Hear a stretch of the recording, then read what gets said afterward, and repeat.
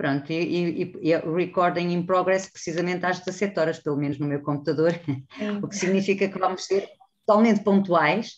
Já vamos tendo pessoas aqui a entrar, não estão ainda muitas das que estão inscritas, mas nós vamos começar. Hoje nós temos a presença do Sr. Engenheiro Rui Pimenta, que é engenheiro eletrónico, é com especialização em sistemas de energia elétrica pela Faculdade de Engenharia da Universidade de Porto, tem muitos anos de experiência profissional do que consegui retirar principalmente em sistemas de energias renováveis. Também tem participado como consultor em estratégia de energias renováveis em instituições governamentais e privadas, designadamente até no estrangeiro, Angola, Espanha, Grécia, Roménia e Bulgária. É atualmente diretor executivo da ADE do Porto e até seria, se não se importar, senhor engenheiro, interessante, porque andei depois à procura de saber o que é esta Agência de Energia do Porto, não é? Percebi que é uma associação que envolve vários municípios e também tem um pouco a ver com isto que nós pedimos, e também vi que é vogal efetivo da direção da Associação de Agências de Energia e Ambiente, portanto, que de facto há aqui um conjunto de entidades que é responsável pela gestão geral, planeamento estratégico e representação institucional, bem como pela coordenação das especificidades técnicas mais sensíveis relacionadas com a energia em 10 municípios associados desta agência. E, portanto, nós tínhamos pedido ao senhor engenheiro, não sendo ele jurista, para nos falar um pouco sobre aqui as atribuições, ao fim e ao cabo, e a intervenção que têm os municípios em matéria de energia. O nosso tópico comum nestas sessões é um bocadinho o tópico das comunidades de energia. A doutora Natália, que é a minha colega, é a pessoa que está mais interessada nestas matérias, que me chamou um bocadinho, porque trabalho mais na área de ordenamento do território e as questões do impacto que muitas vezes estas questões de energia e as centrais solares fotovoltaicas têm no próprio território, e, portanto, como é que nós articulamos estas várias questões. Mas eu, se não se importassem, passava então a palavra ao senhor engenheiro, foi para ele que nós nos inscrevemos, ou estamos aqui hoje para ouvir, passo-lhe a palavra, fala do que entender que pode ser mais importante a este propósito e, naturalmente, depois poderemos deixar então aqui um bocadinho de parte para debate, está bem, senhor engenheiro? E agradeço uma vez mais ter aceito o nosso convite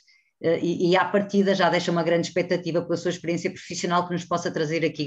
grandes contributos nestas matérias. Passo-lhe a palavra, está bem? Obrigada. Muito obrigado. Então, muito boa tarde. Começar, obviamente, por agradecer o convite para participar neste webinar e partilhar um bocadinho aquilo que tem sido a minha experiência e a nossa experiência enquanto agência de energia sobre a forma como estamos a apoiar as autarquias que de alguma forma estão ligadas à Agência de Energia do Porto. E na sequência até da questão que colocava, a Agência de Energia, existem várias agências de energia espalhadas pelo país, ou seja, nós somos uma associação de direito privado, sem fins lucrativos, como todas as agências de energia são,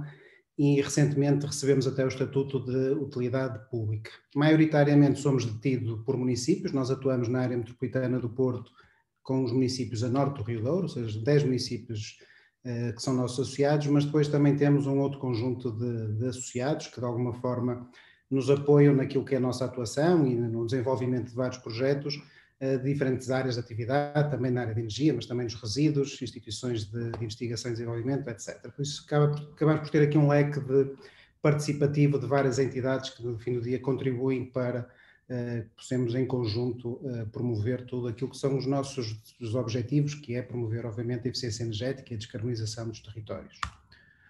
Falando e começando a falar diretamente sobre o tema e o desafio que colocaram,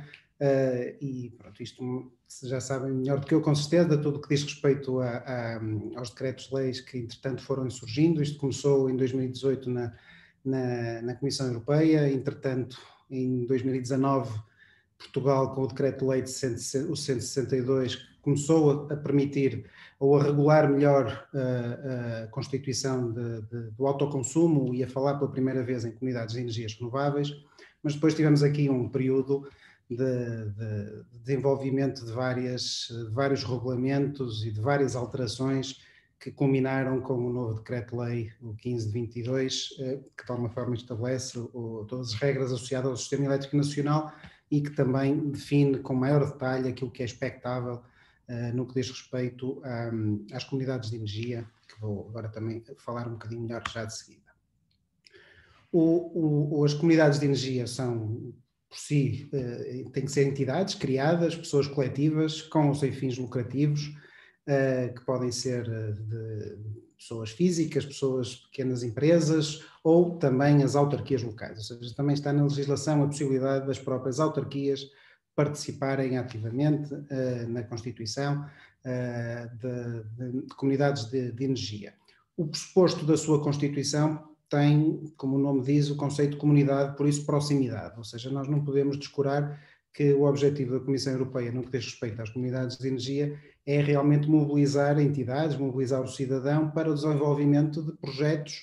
de partilha, não é? Neste caso de partilha de energia, de partilha de energias renováveis, sempre neste conceito de proximidade, ou seja, não é produzirmos no norte do país para vendermos ou entregarmos essa energia no sul do país, não, isso não é um conceito de comunidade, não cabe aí garantidamente. E depois tudo isto hoje em dia que nós falamos de comunidades e da produção descentralizada traz como os grandes benefícios ambientais, esses é que são os principais objetivos, os benefícios ambientais, económicos, obviamente para quem participa nas comunidades e também sociais, porque também há aqui um objetivo de fazer face a todas as dificuldades que cada vez mais se vive para dar resposta ao aumento dos preços de energia. Ou seja, nunca tem um pressuposto da criação de lucro financeiro, o desenvolvimento de uma comunidade de energia. Neste novo decreto-lei, alguns critérios que ficaram já totalmente definidos e que são muito importantes para a definição das comunidades de energia, nomeadamente também, obviamente, no universo das autarquias, principalmente o conceito de proximidade, ou seja, definiram limites em termos de proximidade entre instalações, nomeadamente a produção e o consumo, a utilização de energia, de 2 km para baixa tensão, 4 para a média e até 10 para alta, e depois os outros, muito alta tensão, depois com outros valores. Define também a necessidade de ser criada um regulamento interno que vai, no fim do dia, gerir tudo aquilo que é a operação da comunidade de energia, ou seja, há uma obrigatoriedade de apresentação também de um regulamento interno associado a isto e também, obviamente, depois do conceito de EGAC, da entidade gestora do autoconsumo, que tem que ser constituída, tem que ser contratada, ou tem que estar, pelo menos, atribuída para, na formalização da comunidade, que será a entidade que depois irá operar tudo o que diz respeito ao funcionamento da comunidade de energia. Por isso este último decreto acabou por definir com maior detalhe estes pressupostos. Só muito rapidamente os benefícios das comunidades, eu não posso, obviamente que isso faz parte do meu papel promover estes temas, por isso há sempre aqui vários objetivos que são preponderantes. O ambiental, estamos todos conscientes disso, mas acaba por representar muito um objetivo ou uma oportunidade para podermos fazer face às questões ambientais e também aos cumprimentos das metas que, entretanto, vão sendo definidos pelas autarquias, pelo próprio país, através do Plano Nacional de Energia e Clima, do roteiro para a neutralidade carbónica. Os objetivos para a sociedade, nomeadamente a questão da pobreza energética, que mais à frente irei falar um bocadinho, é um tema muito importante, as questões económicas, obviamente, e também de alguma forma não só a poupança da fatura de eletricidade, mas poder utilizar este veículo para a criação de novas oportunidades, nomeadamente novos postos de trabalho, novas empresas,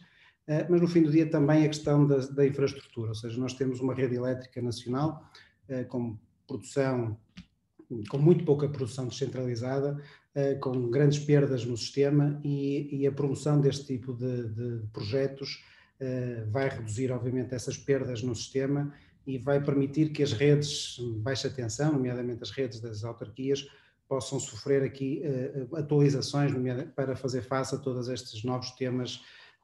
associados à transição energética, seja as comunidades, seja a mobilidade sustentável, etc. Por isso é aqui uma oportunidade também para a própria infraestrutura fazer um upgrade. No que diz respeito às autarquias, até 2019, o enfoque que todos tinham e a prioridade no que diz respeito à eficiência era a eficiência na iluminação pública, com investimento próprio, com as empresas de serviços energéticos, para reduzir a passagem para a tecnologia LED, e isso obviamente trazia grandes benefícios financeiros, e também a reabilitação energética nos edifícios municipais. Mas a partir daí criou-se um mundo de possibilidades, porque temos grandes edifícios, muitos grandes consumidores, e podemos dar o salto apenas de ser consumidores e passar a ser produtores de energia, nomeadamente este conceito que se fala do prosumer. Por isso, para as autarquias, este foi o momento em que, de alguma forma, se tornou possível atuar de uma forma diferente no seu território, podendo começar a produzir energia local. Os municípios, isto é transversal, ou seja, são por norma proprietários de grande cadastro edificado, ou seja, têm muitos edifícios sob a sua gestão, propriedade ou gestão direta. Normalmente são edifícios muito consumidores de energia, consumidores de energia e maioritariamente durante o dia, são escolas ou edifícios de serviço, ou seja, funcionam durante o dia, quando, por exemplo, a produção fotovoltaica também pode ser utilizada, e também são proprietários, também gerem a habitação social, que também são, obviamente, edifícios com potencial de instalação, por exemplo, fotovoltaico, e que estão associados depois a outros problemas, nomeadamente os problemas da vulnerabilidade, da carência económica e energética das famílias que lá residem. Por isso aqui criam esta oportunidade de, com estes projetos, poderem desenvolver projetos de produção de energia em que possam integrar a produção renovável com os temas associados, por exemplo, à mobilidade elétrica, possam começar a atuar sobre o tema da pobreza energética. Todos nós sabemos que cada vez está a crescer mais, contrariamente àquilo que era pretendido, mas cada vez tem vindo a crescer mais no nosso país, por isso é uma grande oportunidade para fazer face a este problema. Pode permitir também aqui a viabilização da criação destes conceitos de laboratórios vivos, envolvendo entidades de proximidade, muitas vezes, para testar e demonstrar novas soluções tecnológicas e, a partir daí, poderem escalar as suas soluções para o nível nacional ou lá fora, e, obviamente, contribuir para aquilo que cada um, enquanto concelho, enquanto município, tem como as metas próprias para a descarbonização. Temos este conjunto de oportunidades também europeias, em que vão surgindo vários programas e incentivos que vão fomentando o tema da neutralidade carbónica, com linhas de financiamento em que, obviamente, que as autarquias são entidades elegíveis e que muitas vezes não participam, não acabam por não ter grande conhecimento sobre estas oportunidades, mas que devem ser olhadas com grande atenção, porque realmente permitem o desenvolvimento de projetos com grande impacto nos territórios. Falando agora um bocadinho sobre a área onde nós atuamos e onde nós temos o maior número de projetos desenvolvidos, e vamos tendo aqui alguma sensibilidade para as necessidades e para os problemas que estão a surgir para os projetos que estamos a fazer com as autarquias. Mas dar só aqui uma nota, por exemplo, nós nos nossos 10 municípios, no levantamento que fizemos, temos 263 bairros de habitação social. São mais de 25 mil famílias que vivem em apartamentos, casas, moradias de habitação social, e nesse conjunto habitacional nós fizemos uma análise, um estudo já com algum cuidado para validar o potencial de produção de energia fotovoltaica neste edificado. Identificamos 20 megawatts de potencial disponível, ou seja, temos aqui realmente logo à partida, só pensando na habitação social, nem olhando para o restante edificado, um potencial muito grande de desenvolvimento de conceitos de comunidades de energia, envolvendo esta população mais vulnerável, muitas vezes onde incidem os temas de pobreza energética. Por isso, para percebermos que realmente há aqui muito potencial para os municípios. Se formos só, e vou aqui só mais em detalhe ao município de Porto, também é um caso, se calhar não é tão comum, mas a habitação social representa mais de 13% da habitação total do concelho, ou seja, tem realmente muita representatividade, mas só no município do Porto temos um potencial de 6 megawatts para instalar, ou seja, nós conseguimos, pelas simulações que fizemos, conseguimos perceber que, fazendo a implementação deste tipo de projetos, conseguimos dar resposta a 1/3 das necessidades de energia das famílias que lá vivem, passarem a ser provenientes destas comunidades de energia, obviamente que depois poderem ser disponibilizada a energia a uma tarifa mais atrativa, ou seja, reduzida face àquilo que são os valores de mercado. Um dos projetos que nós estamos, neste caso, já a desenvolver no município do Porto, o projeto enquadrado até com o financiamento dos e-grants, o Esprela Mais Sustentável, tem exatamente o pressuposto de desenvolver uma primeira comunidade de energia renovável num bairro de habitação social. E nós identificamos o bairro de Agra do Amial, é um bairro já de 1960, mas é um bairro de dimensão média para aquilo que é a tipologia normal de bairros na cidade do Porto, mas que vai permitir aqui testar exatamente o primeiro modelo para uma comunidade de energia. Isto é um caminho que se vai fazendo, não é? Nós começamos com isto em 2019, o projeto ainda não está implementado, também tivemos aqui, obviamente, a aguardar a definição final de tudo que diz respeito a esta regulamentação associada às comunidades, mas depois continuamos ainda a bater em várias barreiras, porque não é tão fácil desenvolver um projeto destes quando se pensa que estamos do lado de uma autarquia, que é o proprietário do edificado, que a população que lá reside apenas é membro, não vai participar ativamente, a Direção-Geral de Energia não tem um portal totalmente preparado para isso, a obtenção dos dados de energia por parte do operador de rede para podermos fazer as simulações, as melhores simulações para o desenvolvimento do projeto, ou seja, aqui ainda um conjunto de dificuldades que têm vindo a ser superadas, felizmente, e temos neste momento a expectativa de poder lançar este projeto, ou de operacionalizar este projeto até ao final do ano. Uma nota importante, ou seja, foi o primeiro projeto também a receber esta classificação como projeto piloto por parte da ERSA, ou seja, temos aqui a entidade reguladora também a acompanhar o desenvolvimento desta iniciativa, também para perceber como é que são as dinâmicas que estão associadas não só quando houver operacionalização e podermos testar aqui diferentes modelos de negócio, em termos, por exemplo, de coeficientes de partilha de energia, etc., mas também perceber exatamente todas as dificuldades associadas ao desenvolvimento de um projeto desta dimensão e com este contexto e este enquadramento enquanto entidades públicas envolvidas.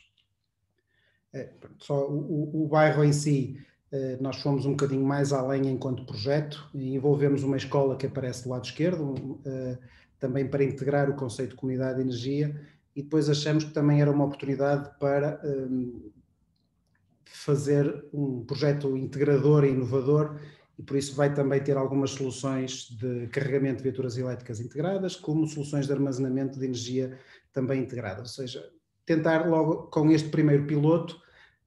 testar aqui um maior número de mecanismos que depois no fim do dia possam ser avaliados e encontrar o melhor modelo para replicar para os diferentes locais que forem sendo identificados pelos municípios para implementar este tipo de projeto. Neste aqui nós temos a expectativa de pelo menos 26% da energia que as pessoas, que os membros, as famílias que residem vão utilizar, vai ser proveniente da energia produzida pela própria comunidade. E no fim do dia este modelo, não é? Ou seja, nós temos a poupança que a comunidade vai ter, porque nós vamos entregar energia com um desconto sobre a fatura de energia, não é? Ou seja, nós estamos a falar que até 26%, ou pelo menos 26% da energia vai ser proveniente da comunidade e esses 26% vão ser entregues com um desconto face àquilo que é o valor da tarifa que as pessoas têm, de até 30%. Face a esse valor, ou seja, vamos conseguir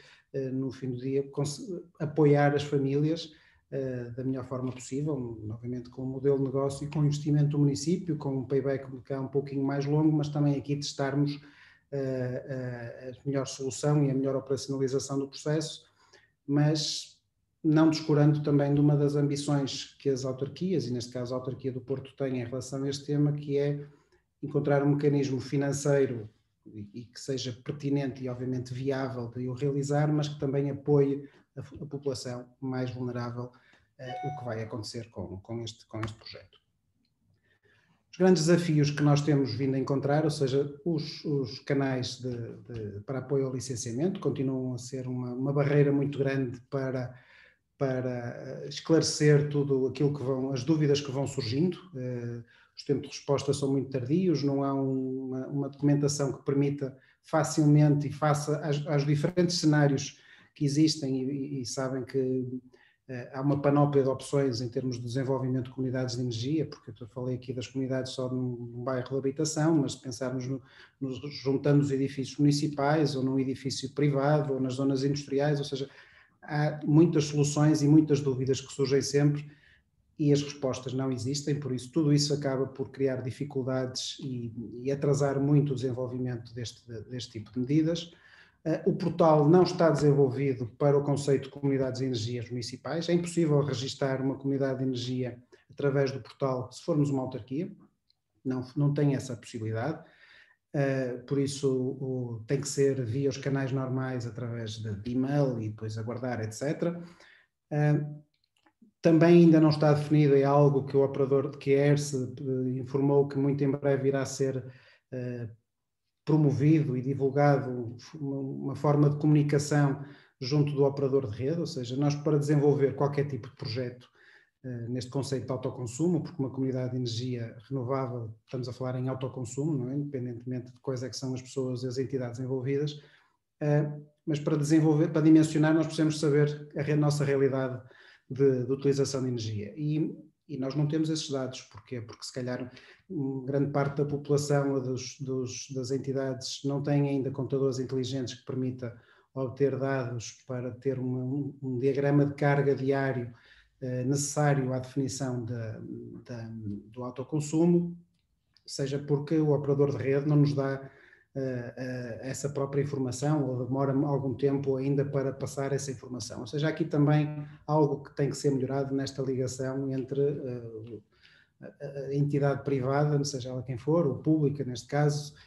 e a própria operador de rede para acesso a esta informação. É um mecanismo que está mais do que identificado com a sua mais-valia para fazer face a todos estes objetivos que temos vindo a falar, mas que ainda não conta com medidas de financiamento ou até determinado tipo de apoios fiscais para a sua promoção, principalmente quando estamos a falar em combater a pobreza energética. Ou seja, existem projetos que vão sendo financiados, o próprio PRR financiou projetos de comunidades de energia em ambiente industrial, mas quando pensamos nos territórios, pensamos na população mais vulnerável, ainda não existe nada pensado, ou pelo menos lançado nesse sentido. Por isso também aqui carece de mais algum desenvolvimento.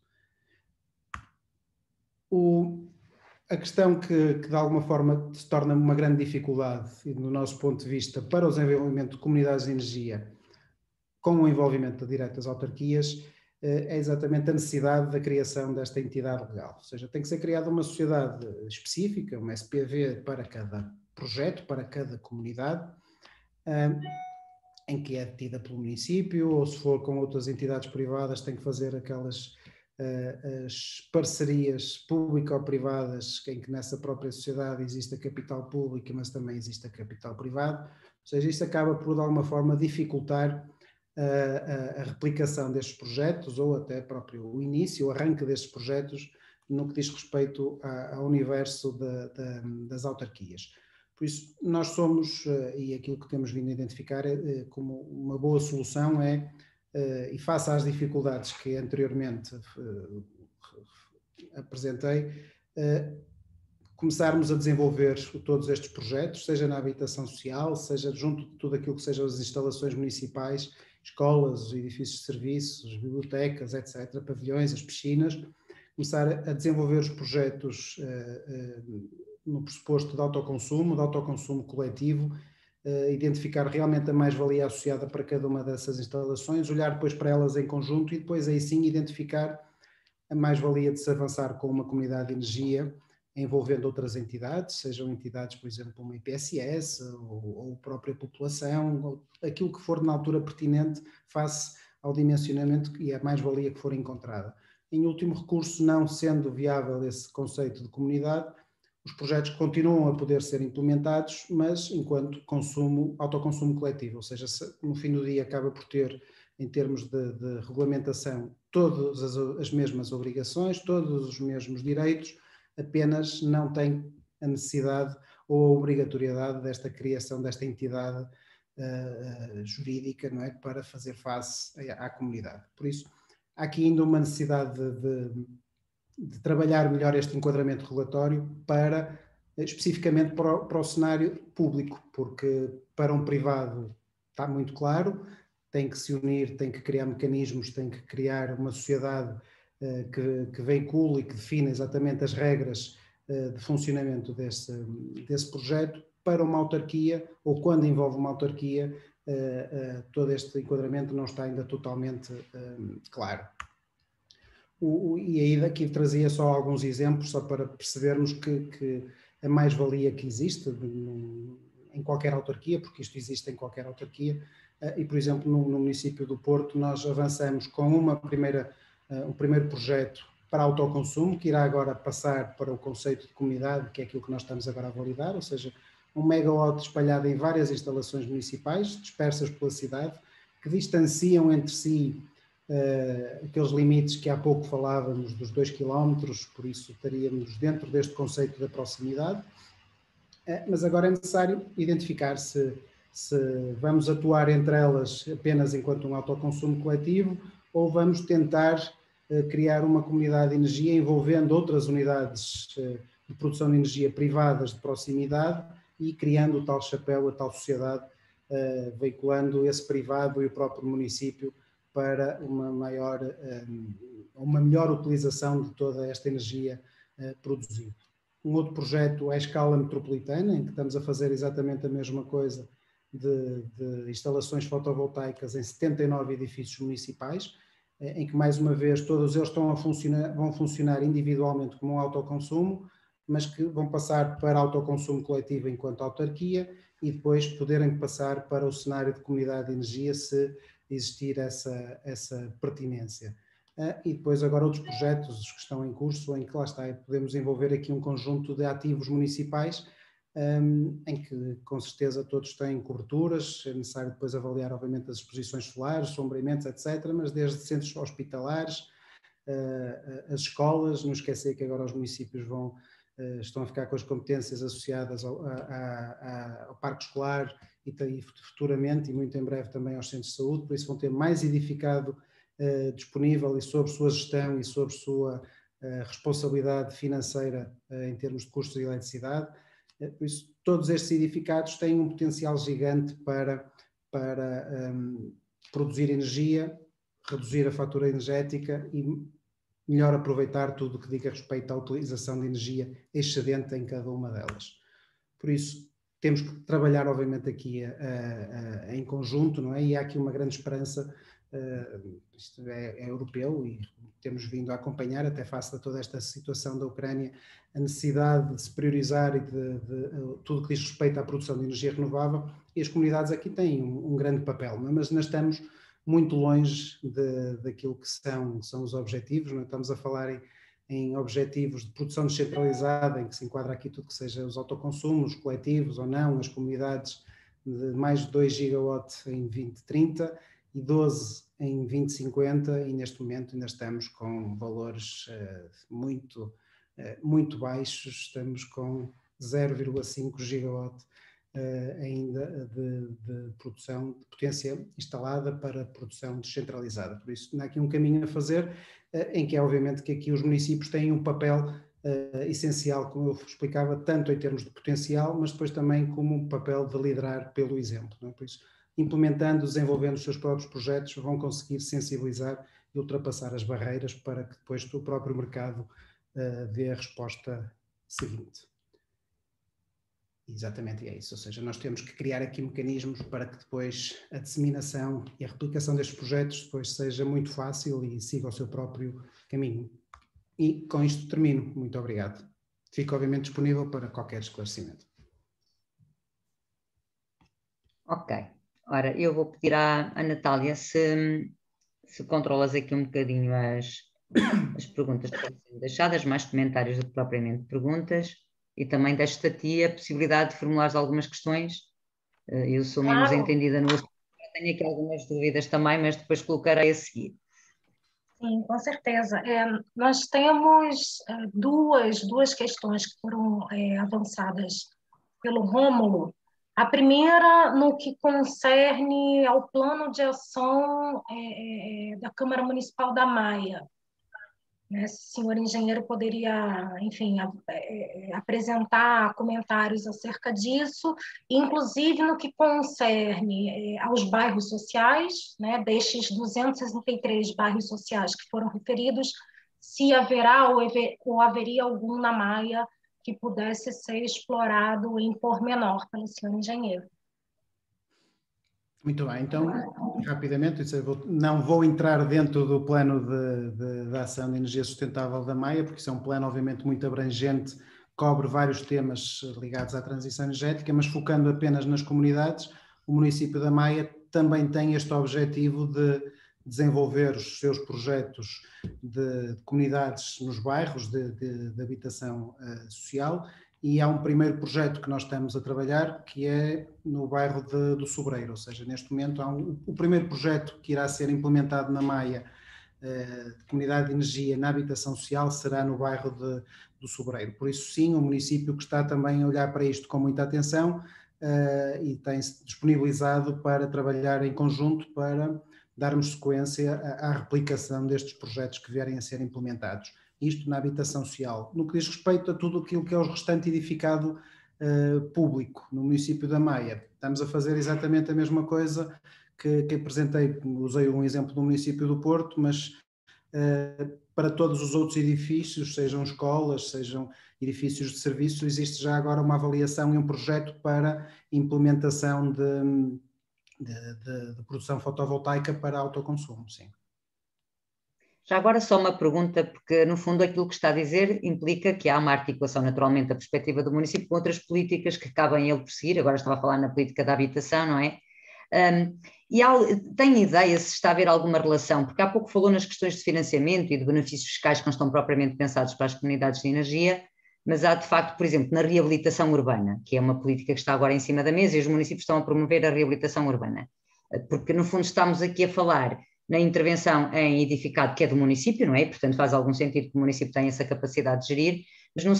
não sei se tem trabalhado ou não, nesta perspectiva de também associar as questões da reabilitação urbana, até porque tem benefícios fiscais associados, pode ser promovida por privados. Estou só a pensar, por exemplo, no exemplo que foi levado a cabo nas Caldas da Rainha, em que o município se disponibilizou dentro de uma área de reabilitação urbana que aprovou, identificando um conjunto de edifícios que era importante intervir, de lançar uma empreitada única. Ou seja, o município contrataria diretamente a empreitada para auxiliar os privados. De que forma, não sei, provavelmente nunca pensou nisto, mas será que seria possível associarmos a criação destas comunidades de energia associadas a estas intervenções de reabilitação urbana mais amplas, que desse eventualmente, não sei, para aproveitar benefícios fiscais associados à reabilitação urbana e que permitissem promover também estas comunidades de energia? Eu estou um bocadinho a tirar para cima da mesa porque, efetivamente, agora estava a fazer a ligação com as questões da habitação, não é? Essencialmente até da habitação social, mas até que ponto, porque a mim também me faz um bocadinho de espécie, porque no fundo, e a lei permite isso, é o próprio município que está a assumir, não é? Nem que seja até criando uma entidade própria para ser ele a promover. Quando falamos de comunidades, a minha ideia é sempre a governança, é pôr os particulares a participar, não é? E quase que parece que ficam um bocadinho privados. Há pouco disso, não é? A habitação social do edificado é do município, as pessoas que lá estão não são proprietárias e, portanto, não são envolvidas diretamente. Se não seria mais também interessante ter, não sei, eu percebo a dificuldade, aliás, eu tenho alguma dificuldade de perceber,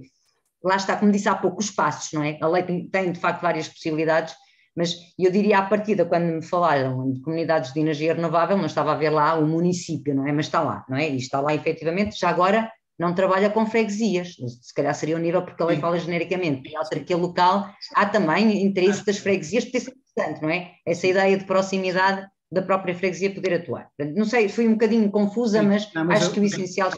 Eu clarifico algumas ideias que colocou e bem.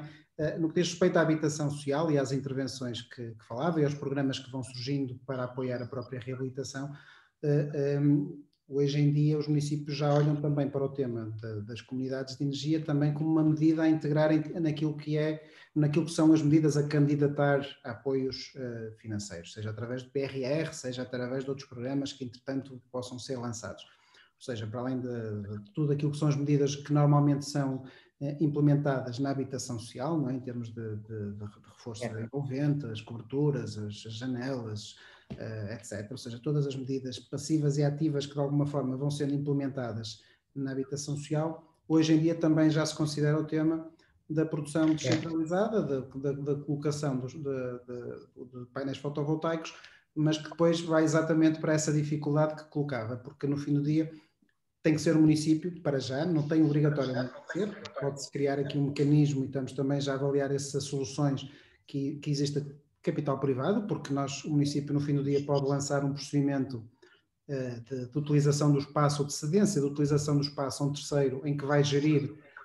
as instalações fotovoltaicas e o conceito da comunidade de energia para aquela população que reside naquele bairro e para a gestão dos excedentes, etc. Ou pode diretamente fazer esse investimento e criar um mecanismo para implementar a comunidade de energia com os seus próprios capitais, ou com capitais, lá está, de PRR, outra coisa qualquer. E operarem essa solução, sendo eles próprios depois a definir que modelo de negócio é que querem, que taxa de rentabilidade é que querem do projeto, que apoio é que querem e que conseguem dar às famílias que lá residem. Se calhar uma família que esteja realmente numa situação muito mais vulnerável, poder ter outro tipo de incentivo do que outra família que se calhar também tem situações de dificuldade, mas se calhar não tão claras. Não sei, são critérios que depois a autarquia pode passar a ter essa liberdade de opção. Por isso, hoje em dia sim, já existem projetos e nós próprios estamos envolvidos já em diversos projetos de reabilitação de algum edificado em que estão a ser contempladas já as medidas preparatórias para futuras instalações de comunidades de energia neste universo de habitação social. Mas o município não tem só habitação social e neste caso a habitação social é exatamente como diz, ou seja, as pessoas que lá residem não são chamadas a opinar, não, eles são chamadas a opinar, são chamados a participar, a participação é livre, não é? Podem aderir e deixar de aderir no dia seguinte, mas só têm benefícios, porque não são chamados a investir, não têm responsabilidade sobre a operação e manutenção associada às instalações, não têm qualquer tipo de risco associado a nada, só vão beneficiar, ninguém precisa de entrar dentro de casa deles para nada, não é? Porque tudo é feito exteriormente e através dos computadores, por isso através de informação das redes, por isso acabam por poder sempre ter um desconto sobre a sua fatura sem qualquer tipo de necessidade de correr risco ou de fazer investimento. Por isso, no fim do dia, achamos que só tem benefício neste universo. Agora, como eu dizia, os municípios têm muito mais ativo, não é? E têm muitas vezes muito mais ativo com outro tipo de potencial. E aí sim, depois é que faz sentido pensarmos neste conceito de proximidade, não de bairro de habitação, mas de proximidade, se calhar, ao nível de uma freguesia, envolvendo uma escola, uma piscina, um centro social, uma outra entidade qualquer, e aí sim criar este conceito de comunidade, em que pode ser uma comunidade de energia, mas também uma comunidade para partilha de outras realidades. Por isso, faz todo sentido depois pensarmos nisto mais ao nível mais local, não é? Mais ao nível de freguesia, e temos também vindo a ser desafiados para isso, mas lá está, ou seja, passa sempre por fazer uma avaliação daquilo que é o potencial destas instalações municipais, identificação de possíveis entidades de proximidade, que nós vemos sempre com grande mais-valia, seja uma IPSS, seja agora os tais centros de saúde ou as escolas, etc. E depois, a partir daqui, tentar desenvolver um melhor projeto, porque o privado, eu acho, e sinceramente acho que o privado depois vai fazer o seu próprio caminho, não é? O privado, o condomínio, o proprietário privado de um condomínio, de um edifício de várias frações, vão fazer o seu próprio caminho, vão fazer uma comunidade para eles próprios e se calhar vão fazer com o vizinho do lado ou qualquer coisa, a indústria faz ali entre si, ou seja, acabamos por ter que olhar para a produção dos municípios, entre eles, porque já são grandes consumidores de energia e nós não conseguimos dimensionar instalações para fazer face a todas as necessidades daquilo que são os consumos de energia, por isso se entre eles já conseguirmos realmente desenvolver este conceito de partilha, envolvendo mais algumas entidades de caráter social, acho que já estamos a desempenhar aqui um excelente papel e a demonstrar ao mercado a mais-valia deste tipo de projetos. Depois, acho que por si isto vai acabar por ter a sua tração normal. Exato. E penso que nessa resposta o senhor engenheiro já avançou, pelo menos parte das respostas relativas a outras perguntas. Nós temos aqui o André Lara a perguntar qual seria o papel dos municípios a apoiar projetos privados de base cidadã ou de associações de vizinhos, IPSS, se teria sentido os municípios criarem equipas de apoio, como gabinetes locais, por exemplo, ou balcões únicos, né, para fomentar a criação dessas comunidades, que ações poderiam ser desenvolvidas. Depois o Guilherme a perguntar se a participação democrática, né, dos diversos atores locais, para além do município, seria fundamental a criação dessas comunidades, ou se o senhor engenheiro vê mais um papel do município como centralizador, né, uma iniciativa mais top-down, em razão de todas as complexidades técnicas, enfim, que existem nesses projetos. Agora só uma questão, porque de facto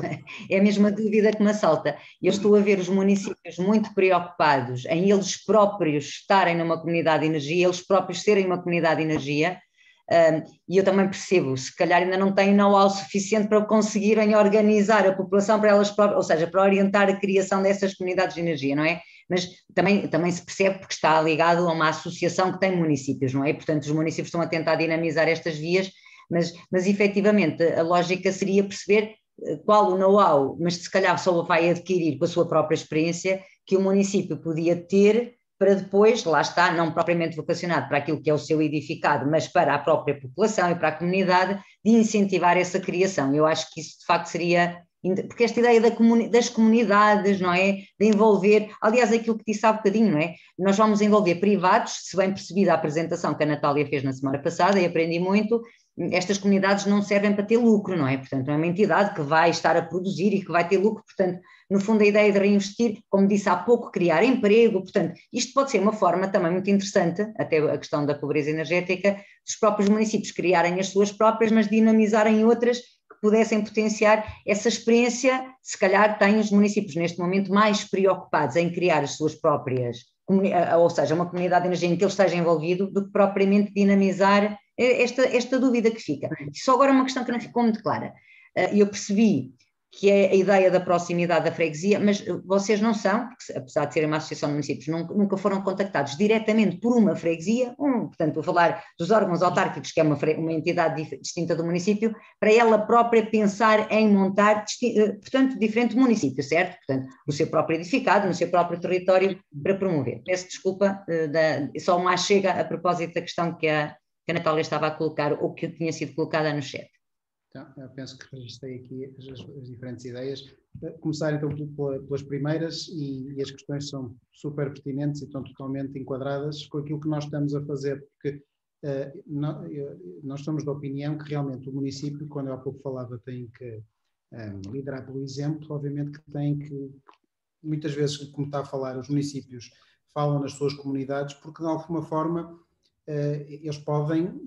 atuar sobre aquilo que é o seu edificado, não é? O criar parcerias com um privado ou alguma coisa, tudo isso tem outro tipo de pressupostos, de morosidade e de burocracias associadas. Eu, enquanto autarca, tomar uma decisão sobre aquilo que é o edificado que está sobre a minha gestão, desde que tenha um modelo de negócio devidamente validado, tomo essa decisão, com capitais próprios, com financiamentos, com aquilo que for, desde que faça sentido, seja aprovado pelos órgãos competentes, tomo a decisão relativamente mais fácil. Depois é o procedimento de contratação pública que pode demorar, mas isso já são outros problemas. Por isso, muitas vezes os municípios hoje em dia falam em criar as suas, porque eles conhecem as suas realidades, eles conhecem os seus edifícios, eles conhecem aquilo que podem, onde é que podem instalar, onde é que é mais pertinente, e a partir daí vão criando este conceito e vão tentando dinamizar. As próprias freguesias fazem-no também, e já o estão a fazer, e já fomos contactados por freguesias também para o fazer.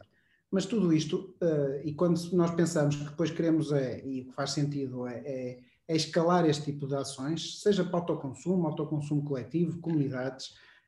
porque qualquer uma delas, de autoconsumo coletivo, a qualquer momento pode integrar uma comunidade de energia, não é? Desde que ela depois seja constituída para o efeito. O importante é realmente reforçarmos aquilo que é a literacia de toda a população. E nós, estes programas e estes webinars, obviamente, que são super importantes para isso, todas as ações que forem desenvolvidas vão ajudando a que a população vá percebendo um pouco melhor as oportunidades e como pode fazer, e as dificuldades, as barreiras que vão surgindo, mas como alguém tinha colocado, a criação de um balcão único, ou o próprio município, dentro daquilo que já são os seus veículos de apoio ao cidadão, ter também uma vertente para a parte da energia é totalmente essencial. Eu digo isso porque nós temos um projeto que estamos a desenvolver na nossa região, é um projeto, chamamos-lhe um Porto Energia, que é exatamente este conceito do one-stop shop, em que as pessoas recorrem a este local e podem ter este aconselhamento sobre qual a melhor solução para a minha casa, para o meu prédio, para a minha atividade, estou nos meus serviços, aquilo que for, em termos de eficiência energética, em termos de produção de energia, associado a uma própria auditoria que será realizada às instalações, com um estudo, com um dimensionamento, com um enquadramento, com um apoio legal. Isso é totalmente essencial, porque não podemos esperar, obviamente, que a população tenha o conhecimento genérico sobre todos os temas, e estes são temas demasiado específicos, são temas que se calhar entram na casa das pessoas e entram na minha também, por isso muitas vezes até de uma forma cansativa, porque se recebe informação de muita gente e depois ficamos com dúvidas o que é que será a melhor solução. Por isso o próprio município desempenhar aqui um papel de aconselhamento independente para que possam ser, no fim do dia, possam ser tomadas as melhores decisões e este tipo de projetos possa ser replicado. Por isso acho que é essencial este apoio das autarquias através destes balcões únicos, através de outro tipo de mecanismo, para que possa sempre que se necessário esclarecer a população sobre as dificuldades que cada um tiver. Por isso, nós estamos a fazer isso e achamos que realmente deve ser. Mas lá está, ou seja, os municípios começarem a desenvolver alguns projetos, ao desenvolverem e ao promoverem, não é, ou eles anunciarem, vão criar esta curiosidade em toda a gente, não é? Porque eu próprio, quando sou um projeto qualquer, num sítio qualquer em que me diz deixa-me curioso, vou tentar perceber se isto tem replicabilidade no meu território, na minha casa, no que eu faço diariamente, no que for, ou seja, vou ficar com alguma coisa dentro de mim que me vai obrigar a pensar e, pelo menos, a aprofundar melhor os conhecimentos. Por isso, o município lançando os primeiros projetos, tendo depois um local onde as pessoas possam recorrer e ser devidamente aconselhadas, é um mecanismo para que depois este tipo de projetos possa realmente ter a sua replicação em grande escala no nosso território. Certo. Natália, e se há mais alguma questão? Há questões que acho que, mais uma vez também, o senhor engenheiro sempre muito compreensivo nas suas respostas, questões relacionadas ao investimento privado, né? Se haveria lugar e que lugar a investidores privados no âmbito dessas comunidades junto dos municípios, como o senhor engenheiro já começou também a delinear, né, falando nos concursos públicos, se for o caso, se houver interesse, né, não sei se quer desenvolver esse tema, esse assunto, e também algumas questões com relação aos incentivos, né, eventuais benefícios fiscais, a isenção do ICIEG, por exemplo. Okay. No que diz respeito à parte do investimento privado, sim, ou seja, nós no fim do dia temos que ter consciência que as autarquias por si não vão ter capacidade financeira para desenvolver todos os projetos nos seus territórios. É essencial que haja aqui uma comparticipação, mais expressiva ou menos expressiva, depende obviamente depois de cada autarquia, neste tipo de investimentos. Por isso, os municípios têm que seguir a contratação pública, através desse mecanismo criar soluções para que o investimento, a instalação, a operação, a manutenção, a gestão deste tipo de projetos seja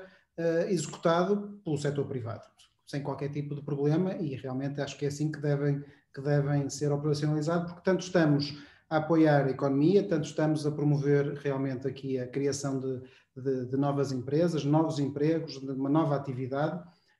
como estamos também a permitir que os próprios municípios foquem os seus orçamentos e as suas prioridades para outros temas que também são obviamente importantes. E com isto não estamos minimamente a descurar aquilo que são os objetivos ambientais e os objetivos rumo à neutralidade que o território neste momento ambiciona. Por isso, com certeza, os investimentos privados, como eu digo, diretos ou parcerias público-privadas, ou seja, a criação aqui de sociedades com participação privada pode não ser tão fácil, mas pode também ser uma solução.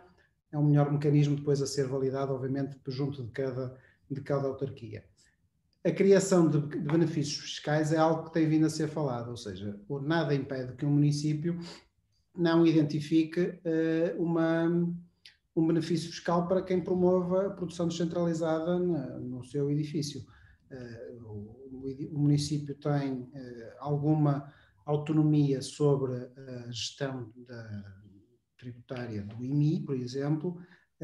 por isso poderia criar algum mecanismo associado ao IMI, ou outra redução qualquer associada na fase das taxas de licenciamento, outra coisa qualquer da reabilitação, ou seja, o facto de existir ou de estar a ser promovida uma instalação fotovoltaica faz todo sentido em que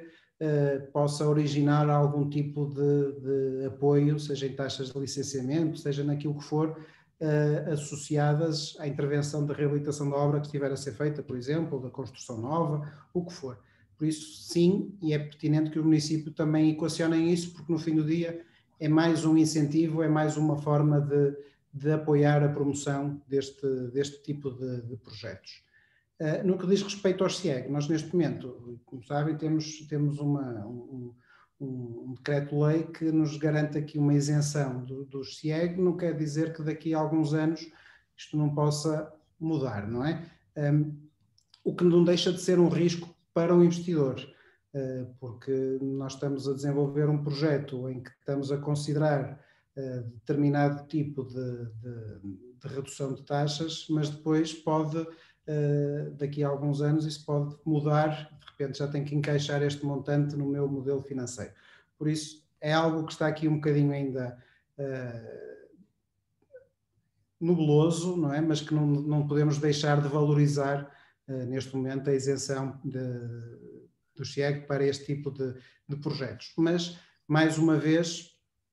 quando nós pensamos que estamos a desenvolver um projeto de comunidade de energia, se nós formos realmente àquilo que é o pressuposto, que é o conceito de proximidade e o conceito, obviamente, obviamente que eu sei que isso não é possível em todos os projetos, mas o ideal era nós produzirmos para autoconsumo e apenas partilharmos aquilo que é o excedente. Por isso, quando nós estamos a pensar em partilhar o excedente, já estamos a partilhar uma percentagem mais pequena sobre aquilo que está a ser produzido. Por isso, é sobre esse que depois, no fim do dia, vai incidir tudo aquilo que sejam as taxas de acesso às redes, os futuros CIEGs, etc. Por isso, já não será a produção toda. Mas isso não é aplicado em todos os cenários, porque haverá cenários em que a produção tem que ser num sítio onde não há o consumo, porque no sítio onde há o consumo não há capacidade para ter a produção. E aí, obviamente, que toda a energia vai ser... ter que circular através da rede e aí toda essa energia vai ter que incidir as taxas de acesso às redes. Por isso, cada caso é um caso, mas com certeza que estes benefícios que neste momento existem já são de alguma forma interessantes para a viabilização destes projetos. Ótimo. Nós temos mais uma outra pergunta aqui que talvez eu vá guardar para o final, porque eu gostava de fazer uma pergunta, porque uma das críticas, reflexões críticas que eu apresentei na nossa última sessão foi exatamente a obrigatoriedade de as SER terem uma UPAC, né, terem a produção, porque isso acaba cedendo face ao princípio da prioridade eficiência energética, e ações de eficiência energética poderiam estar, né, como objetivos centrais dessas comunidades. O legislador português, no artigo 189, não compreende medidas de eficiência energética para as SER, mas para as CCE, sim, né? Inclusive afastando a obrigatoriedade de haver produção e afastando a obrigatoriedade do critério da proximidade geográfica. Claro que as CCE não estavam consagradas antes, né? Então, muito do que se tem falado sobre comunidades de energia aqui acaba se resumindo às de energia renovável, porque foram consagradas em 2019 com a transposição da Rede 2 em Portugal. Mas como é que o senhor engenheiro vê o papel das autarquias locais também na dinamização de medidas de eficiência energética, das localidades, das zonas locais, da sua área de influência no seio de comunidades de cidadãos para energia? Eu não vejo que seja muito fácil a autarquia atuar diretamente sobre as comunidades de cidadãos, não é? Ou seja, acho que aqui a comunidade de cidadão tem que estar, se calhar no fim do dia vai estar um bocadinho afastada daquilo que seja a própria autarquia. Sinceramente, acho que esta comunidade de cidadãos também ainda vai seguir o seu caminho, ainda vamos perceber exatamente como é que isto depois no fim do dia será o melhor mecanismo para ser uma mais-valia em Portugal, e não podemos esquecer que Portugal é diferente da Bélgica, eles têm culturas diferentes, eles já atuam normalmente de uma forma diferente enquanto comunidade, enquanto partilha, enquanto sociedade, somos diferentes, temos maneiras de pensar muito diferentes, por isso temos que perceber de que forma é que agora este tipo de soluções que vão avançar. Agora, o ser enquadrado e ser encaixado aqui a questão da obrigatoriedade de ter uma UPAC numa comunidade de energia, eu não vejo qual é que é o problema em que seja obrigatório em que tenha uma UPAC. Se estamos a falar em comunidade de energia, eu acho que faz ser, porque no fim do dia nós queremos promover a produção. Isto são mecanismos para promover uma produção descentralizada, por isso tem que ter uma produção associada, do meu ponto de vista, não é? Ou seja, porque, sim, claro, claro. Se nós queremos realmente produzir localmente, faz sentido que eu consiga identificar um local onde possa produzir localmente. Mais uma vez, o objetivo é produzir mesmo localmente, ou seja, é consumir aquilo que eu estou a produzir e depois partilho com os restantes, os excedentes, porque se eu pensar num prédio, eu vou produzir nesse prédio para aquela comunidade que lá vive. E o prédio ou o condomínio podem ser 2 torres e depois eu, se calhar, o excedente vou partilhar com a outra torre, mas prioritariamente aquela torre que está onde tem a UPAC vai consumir toda a energia, até porque essa vai estar isenta de todas as taxas, não é? Uhum. Por isso, acho que é essencial que tenha esta componente da produção, porque é exatamente isso que nós queremos promover. Nós queremos promover a produção descentralizada, autoconsumo. Obviamente que depois passamos para o coletivo e agora passamos para este conceito de poder partilhar, mas sempre tendo por base a produção para consumo no local, na proximidade. Então, eu acho que é por aí que nós devemos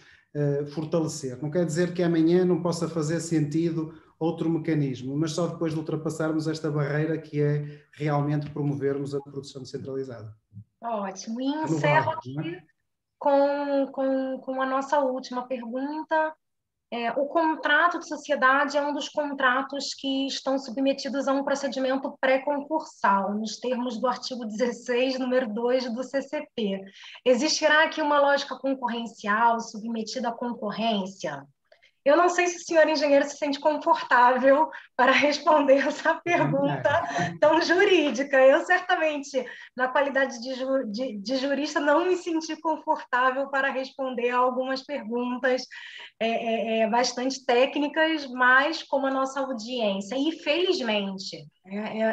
é uma audiência muito multidisciplinar, fica aqui a questão, caso o senhor engenheiro não se sinta confortável, a nossa última sessão com a doutora Fernanda Paula poderá também abordar essas questões. Eu vou tentar fugir das questões da contratação pública, mas já agora há aqui um colega que está a partilhar, que diz: quando razões de interesse público relevante o justifiquem, pode adotar-se o ajuste direto para a formação de contrato de sociedade. Pronto. Porque, efetivamente, no fundo estamos aqui a perguntar se isto tem a ver com questões concorrenciais, não é? É aquela comunidade, é para aquele... De facto, estas questões, eu espero, Natália, que as perguntas que estejam dirigidas para mim na ultimação não tenham a ver com contratação pública, mas eu vou já preparar-me para dar resposta a essas questões. Aliás, como temos dito, nós tomamos nota das questões que são colocadas. Não sei se o senhor engenheiro quer dar resposta aqui às questões do Código dos Contratos Públicos. Pelo menos já chamou a atenção de uma coisa importante. Envolvendo municípios, envolvendo entidades públicas, já há sempre uma tramitação que se vai tornar mais complexa, não é? Porque muitos destes processos vão ter que envolver contratação pública, vão ter que envolver gastos por parte de entidades públicas que estão sujeitos a determinado tipo de controlos e, portanto, isto torna naturalmente a constituição destas comunidades com mais particularidades do que terá se for apenas entre cidadãos, não é? Não sei se a sua experiência em termos de trabalhar com os municípios o tem levado exatamente para isto, não é? Ou seja, aqui, em princípio, estamos a trabalhar o próprio município, não é? A dinamizar aquilo que é o seu património, portanto, aqui, em princípio, não vai contratar com ninguém, ele próprio, mas eventualmente a hipótese de se associar a alguém, não é? Criar, e vai ter sempre que criar uma sociedade onde pode ter outros participantes. Tem tido essa experiência das dificuldades que depois são trazidas por parte da contratação pública? Por norma, obviamente tem que seguir a contratação pública e obviamente que tem que se associar e tem que abrir um procedimento para a identificação desse parceiro. Não é? Se estivermos a falar de um parceiro investidor, se estivermos a falar de um parceiro apenas que vai fazer a instalação, a operação e manutenção, tem que ser definidos todos os critérios do pressuposto contrato e obviamente depois lançar ao mercado, independentemente de poderem haver as tais exceções em que pontualmente possa ser argumentado e utilizado para levar ao tal ajuste direto com determinada entidade. Isso é totalmente obrigatório. Mais do que isso, em termos jurídicos, sinceramente, não posso explicar. Uma nota que é importante obviamente, que os municípios, atuando sobre si, não é sobre as suas instalações, têm esse tipo de capacidade e é muito mais ágil todo o processo. Eu também termino só dando uma nota que é importante. Nós,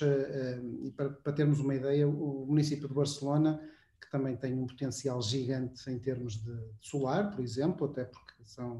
também estão no sul da Europa e com um grande conjunto edificado, ou seja, um município muito grande, também tem programas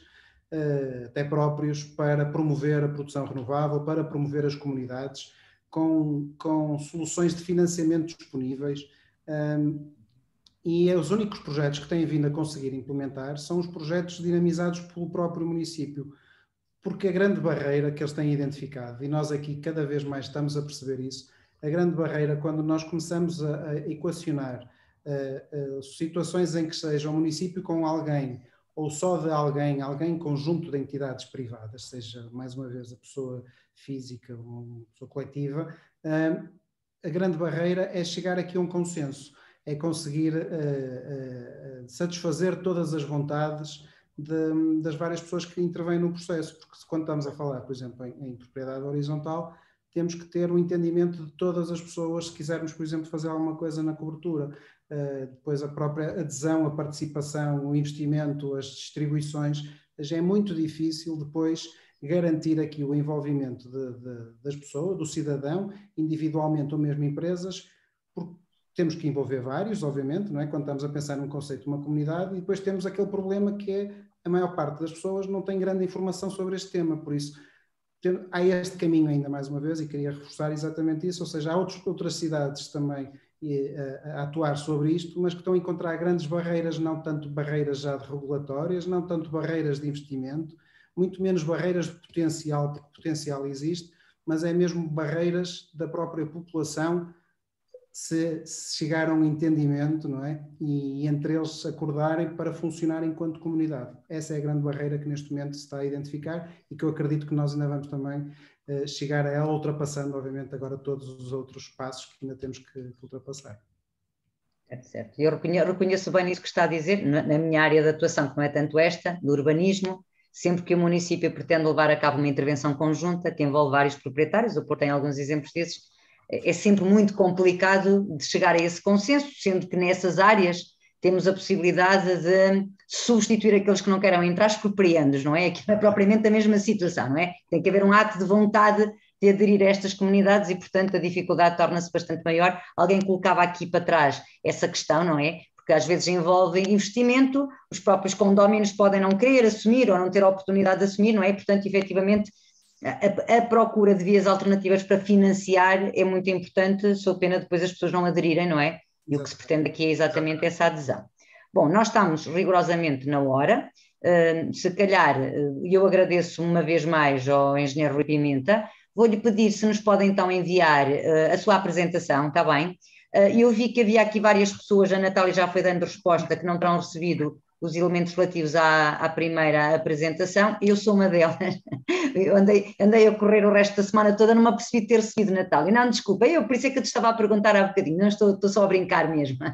Mas, pronto, nós vamos tentar dar resposta. A ideia seria disponibilizarmos na própria página do Instituto Jurídico, não é? Mas a ver se conseguimos dar resposta. Eu também já registrei aqui o chat e as perguntas que foram colocadas, para depois no final nós próprios no Instituto Jurídico também teremos esse gosto de tentar fazer assim uma espécie de um guiazinho com estas dúvidas, não é? De perguntas e respostas que possam auxiliar todos a perceber um bocadinho mais sobre isto. Natália, passo-te a palavra para fechares aqui a sessão e agradeço a todos mais uma vez. Também eu agradeço muito, agradeço ao nosso orador pelos esclarecimentos, né, e a todos os presentes, não só pelo interesse, como pelas perguntas bastante relevantes que colocaram. Na próxima semana, na próxima segunda, às 17h, temos também a nossa terceira sessão, né, com a doutora Mariana Canottilho, do Tribunal Constitucional, e o doutor Luiz Menezes do Vale, da nossa Faculdade de Direito da Universidade de Coimbra, para falar sobre a constitucionalidade do comum no mundo de cidades. Um tema também bastante interessante e espero revê-los a todos. Então, muito obrigada, senhor engenheiro, foram muito esclarecedoras as suas exposições. Obrigada a todos. Boa semana. Obrigada. Bom trabalho para todos e boa semana. Obrigada.